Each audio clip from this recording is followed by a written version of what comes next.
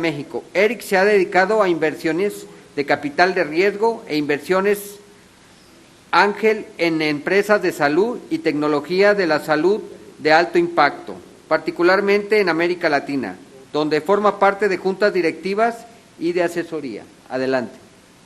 Muchas gracias a todos, gracias por la invitación, gracias por la introducción y nuevamente agradezco la invitación del cuerpo legislativo, sobre todo de honorables diputados, y agradecemos y reconocemos los esfuerzos que se están haciendo en la actual legislatura con el tema de amnistía.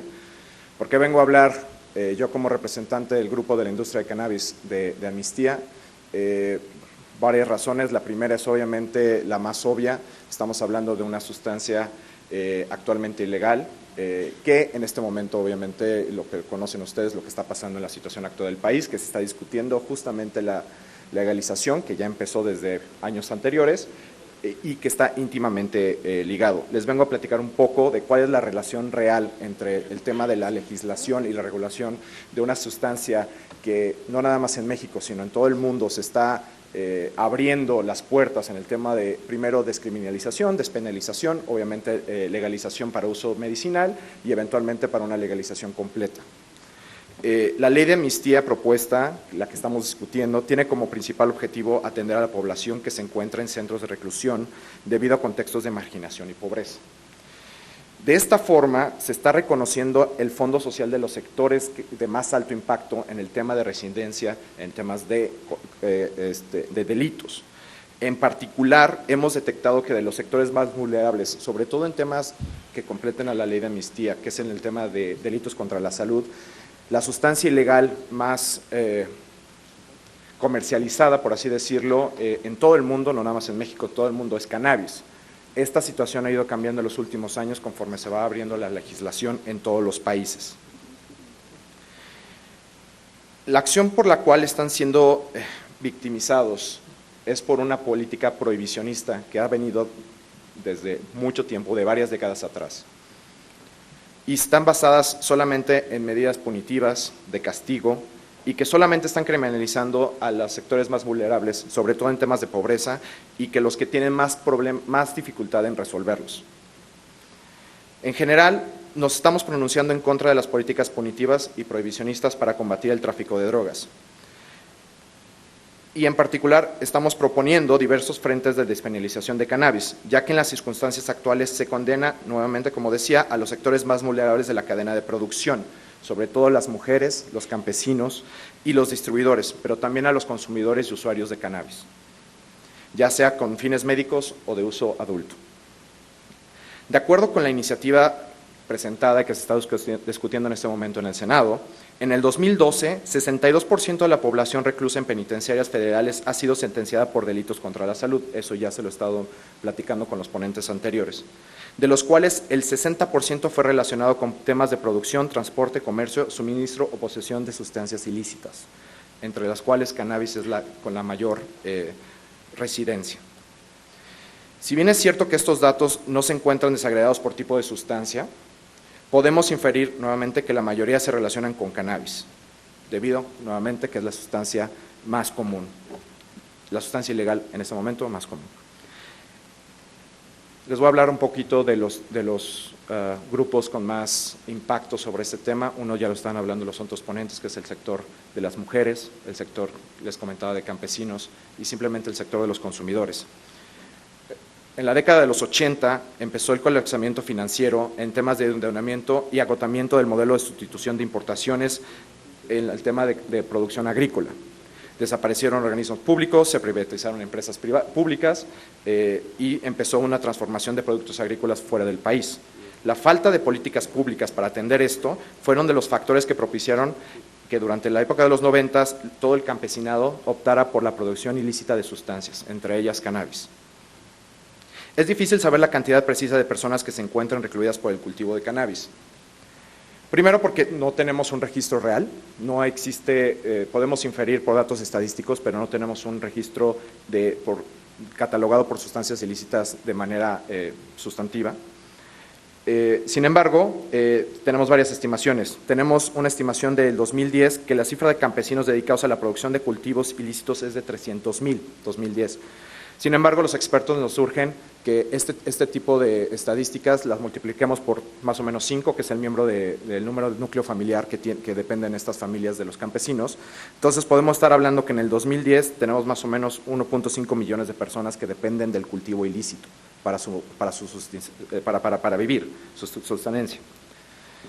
El tema de las mujeres, lamentablemente, se aúna también a este movimiento en el tema, sobre todo, como lo que conocemos con el efecto de las llamadas mulas, o simplemente el hecho de transportar las sustancias entre estados o entre países, en este caso obviamente con la frontera con Estados Unidos. Creemos que son las principales víctimas de la política prohibicionista.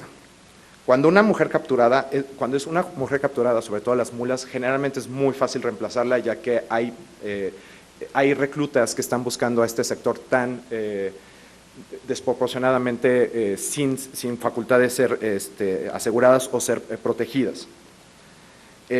Hay un estudio en 2015 que entraron más de 2,000 mujeres a penitenciarias estatales por ese tipo de ilícitos. El tema de transporte, como mulas nuevamente, en el tema de sustancias ilícitas.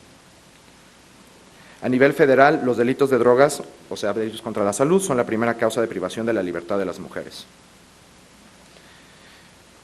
Y dentro de estas, el sector más vulnerable es obviamente las mujeres indígenas, donde la misma falta de capacidad de poder conocer todo el trastorno y toda la afectación real criminal que puede obtener por el tema de transporte, pues es nulo. La población carcelaria en México ha aumentado drásticamente como consecuencia de esta llamada guerra contra las drogas. Nuevamente, el sector más vulnerable y el que está creciendo más en temas de encarcelamiento es el sector de las mujeres, sobre todo las mujeres indígenas. Sin embargo, también tenemos otro sector, que es el sector de consumidores. Consumidores, y no estamos hablando de ávidos consumidores, sino consumidores ocasionales o que tienen una peyorativa en el tema medicinal. De acuerdo con un estudio realizado, la posesión simple de cannabis es la primera causa que condiciona a los jóvenes que se presenten a comparecer ante los tribunales para tratamiento de adicciones. Así criminalizamos de tácito el consumo. El sistema judicial parece funcionar persiguiendo a personas que no tendrían por qué involucrarse en este sistema penal. Simplemente el consumo, nuevamente que ya pasó por el proceso de despenalización, no puede ser criminalizado en esta política prohibicionista. Además de que tenemos, obviamente, como lo hemos estado platicando con los anteriores panelistas, un sistema penitenciario sobrepoblado. Si consideramos que nuevamente el tema de tráfico de sustancias ilícitas, y cuando me refiero a tráfico estamos hablando nuevamente de posesión simple o transportación para uso personal, no tiene sentido para nosotros. Hay que mirar hacia experiencias internacionales, como el caso que hemos estado viendo hace unas semanas, como habrán seguramente leído, en Nueva York despenalizaron el consumo y portación mínima de la sustancia ilícita, de cannabis, y este tipo de leyes son retroactivas. Justamente lo que llevó más a cabo más tiempo el tema del debate que logramos estar participando es simplemente el hecho de aplicar en retroceso la ley simplemente para no dejar las poblaciones vulnerables. ¿Qué es lo que nos preocupa en este momento? Estamos hablando de una industria que está creciendo independientemente de la situación en la que cada uno personalmente tenga con esta sustancia o no. Es una industria que está creciendo a nivel global, a nivel mundial, y obviamente aquí en México no nos quedamos atrás, estamos platicando de eso. Nos preocupa este manto de mitificación, de seguir propiciando el tema de un mercado negro y el propiciar también el tema de seguir persiguiendo a estas comunidades vulnerables. Estamos aquí para poder demostrar que cannabis, simplemente con los estudios que hemos estado realizando, con las estadísticas que se han estado presentando y por el simple hecho y la voluntad política que se tiene actualmente en este país, de que podemos lograr una despenalización, una legislación y una regularización sin obviar toda la parte de amnistía justamente de las poblaciones vulnerables. Muchas gracias. Gracias. Gracias, licenciado Eric Ponce Flores. Continuamos con el licenciado Jorge Hernández Tinajero, especialista en políticas de drogas. A continuación, se presenta la semblanza curricular del ponente.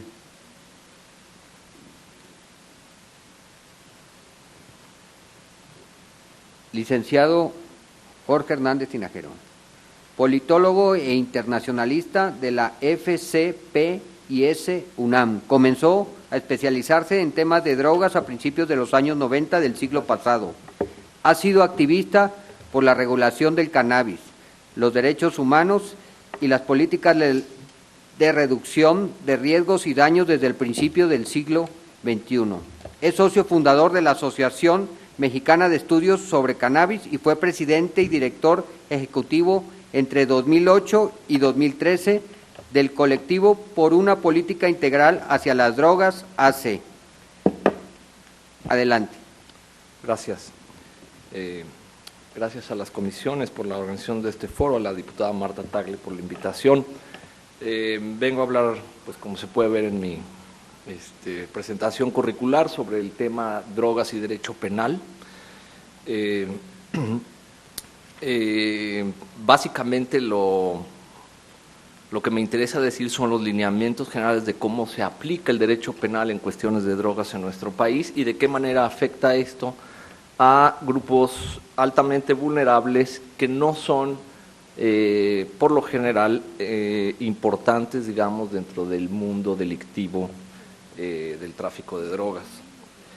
En primer lugar, pues, en cuanto a drogas, es importante decir que el derecho penal es prácticamente la única política que existe para el control de sustancias y es una política que no distingue en la práctica los distintos componentes que el tema de las sustancias bajo fiscalización supone en la vida real. Desde esta perspectiva, podríamos decir que el tráfico de drogas es un tema sin duda de seguridad. En todos ellos viene el derecho penal como la único referente legal para tratarlo. El de la adicción, que es un tema de salud y que también tiene, y ahora lo vamos a ver un poco, un componente en el que el derecho penal tiene un papel muy importante, y el tema del consumo, que tendría que ser tratado de un ámbito desde los derechos, como la Suprema Corte de Justicia de la Nación lo ha reconocido recientemente, y que también se ven vulnerados por el ejercicio del derecho penal. En este sentido, una ley de amnistía pues supone discriminar justamente qué tipo de delitos son los que han llevado a ciertas personas involucradas con el mundo de las sustancias bajo fiscalización hacia sanciones penales o incluso, aún sin tener una sanción penal efectiva, sí a la apertura de investigaciones o de procesos que en último grado también suponen antecedentes penales, con lo que eso conlleva en la vida civil. En primer lugar, me parece que la idea de la amnistía debe considerar qué casos en términos de drogas son los susceptibles de ser examinados de modo tal que las personas que están en estos supuestos tengan derecho a los beneficios de una supuesta amnistía, más allá de que la ley como está actualmente, aunque en teoría va a cambiar, sin duda continuará ejerciendo desproporcionadamente el ejercicio de lo penal sobre aquellos eslabones más vulnerables que algunos de los personas que me antecedieron han señalado: el caso de las mujeres, el caso de los usuarios, el caso de los jóvenes. El caso también de las comunidades campesinas productoras de básicamente dos plantas ilícitas, que son el cannabis y la amapola. En primer lugar, bueno, hay que tomar en cuenta que, por ejemplo, nuestras leyes, el cultivo, por ejemplo, aun cuando se trate el cultivo de cannabis, aun cuando se trate para consumo, para uso personal, supone una pena mucho mayor que incluso la compra en el mercado negro. Mientras que si yo compro cannabis en el mercado negro y soy sorprendido en posesión por encima de los 5 gramos supuestos, que no quiere decir que no sean delitos, sino que no hay una sanción en ese caso, las sanciones van de 10 meses a 2 años de cárcel. Sin embargo, si yo cultivo mis propias plantas para mi uso personal, la ley lo toma esto como producción y las sanciones van de 8 a 10 años de cárcel, con lo cual, pues básicamente la ley incentiva aquello que dice combatir, que es los mercados ilícitos. En términos de la posesión sigue siendo un delito que sirve básicamente en la práctica en la práctica cotidiana para la extorsión de los usuarios, dado que cuando son sorprendidos en posesión, aún por debajo de los 5 gramos, deben de ser presentados hasta un juez. Ese juez tiene hasta 36 horas para determinar el carácter de la posesión. Por cierto, por ejemplo, la secretaria de Gobernación, cuando recibió un porro de marihuana o de supuesta marihuana la semana pasada en la Cámara de Diputados, debió haber sido detenida y presentada ante un juez para determinar esa posesión, ya que ya no tiene fuero. Cosa distinta a la diputada que se lo dio.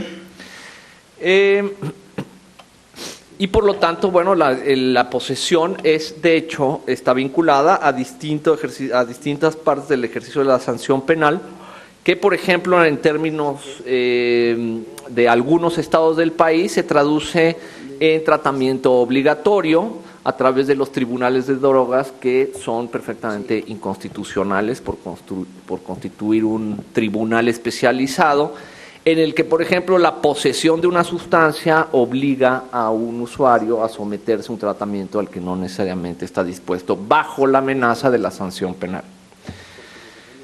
En otros ámbitos, la ley de amnistía debería de considerar que una muy buena parte de los delitos o de los actos considerados como delictivos en términos de droga, muchos de ellos no son delitos violentos. Ya se ha mencionado aquí el caso, por ejemplo, de las personas que transportan drogas, ya sea por necesidad o obligadas, en el caso en el cual pues las mujeres tienen una amplia mayoría.